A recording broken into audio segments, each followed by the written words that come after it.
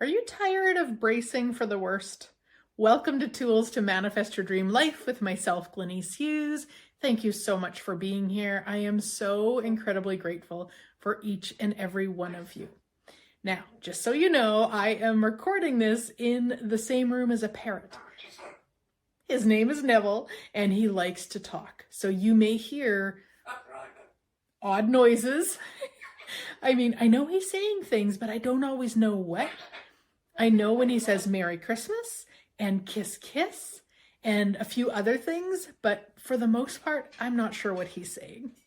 So, do you find yourself bracing for the worst all the time? Is it time to change it? This podcast is an invitation to an upcoming class that I've got called Nervous System Reset for a Magical New Year. This will be held on December 30th, right before we start 2026. And of course, as always, if you are listening later, the replay is available on the link above or below. If you don't see a link, reach out and I will get it for you. If you are part of the Manifesting membership, which is soon to be Magic School for Manifestors, that is the training. This training, Nervous System Reset for a Magical New Year, is the training for December. So no need to join again. And of course, if you prefer to join the membership and get everything else with it, that link is above or below also.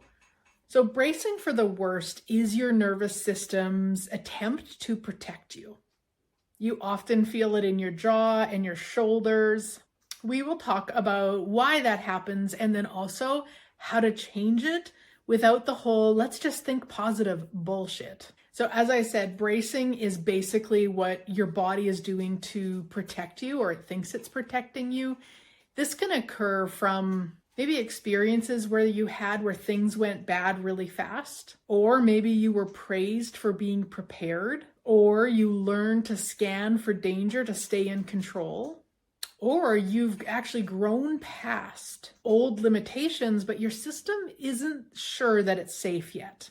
And bracing can show up in lots of different ways. You can just feel it in your body, or maybe your phone rings and you automatically go to it's going to be bad news.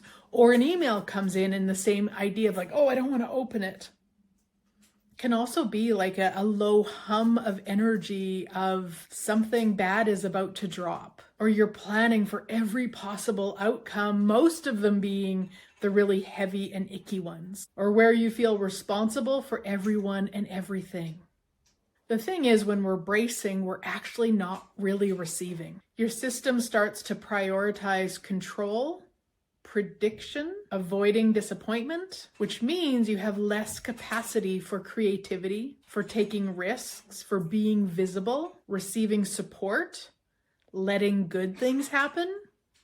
Your goals start getting filtered through survival, and it is exhausting. I would say for myself, the one that my system still prioritizes and I have been working on for a long time and will probably always have to work on to some degree is control. And one of the ways that I've found to start shifting it, what kind of seems funny, is that I will look at the situation that I'm attempting to control and look at all of the possibilities and really basically let my system know no matter what occurs, we can handle it, which allows me to actually let go of control. So for example, when we leave this sit that we're at here in Cornwall, we leave at like 7 a.m. to drive 5 hours to the airport, drop off the car, and get to our flight for 4 p.m. Now, there's all sorts of things that go up in my mind with that. Neville agrees, is that what if there's bad roads? What if there's an accident on the roads and we can't get through? What if, so all of these things. And so what I started doing was, okay, what if the roads are bad? Okay, what do we do? Well, we look at our other options, and probably we would know the day before, which would mean we could possibly leave here a day early. Not ideal, but again, if I'm going to look at all the options and what I would do in all of those situations, that is one of the bazillion possibilities. What if there's an accident we can't get through? Okay, so we don't make that flight. The reason I chose that time for the flight is there's still 3 flights after it to get to Portugal, etc., etc. So I go through all of the possibilities, recognize I can handle any of them, which allows me to let go of the control. It also allows me to stop spinning in the insanity of all the things I'm thinking about that could go wrong. Neville agrees. And really allows me that space to go, okay, I've got it. Show me what else is possible, universe, that I've never even considered. Now, depending on the situation that you're bracing for, that situation may not work very well. So, for example, let's say you want to go into your bank account and pay some bills, but you're bracing for the worst. You're bracing for bad news when you open it and really like, oh no. Take a moment. Don't open it yet. Just take a moment, close your eyes, and just notice where it feels tight in your body. So let's say it's in your shoulders. You just close your eyes, really tight in your shoulders. Okay, so allowing them to drop, and then take a deep breath in through your nose. Hold for 2, and then out for 6 through your mouth.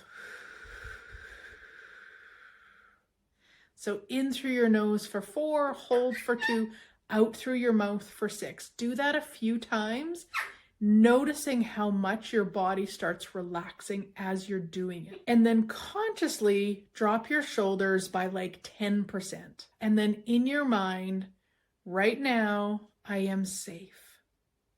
And if you like, you can put your hand on your heart. Right now, I am safe.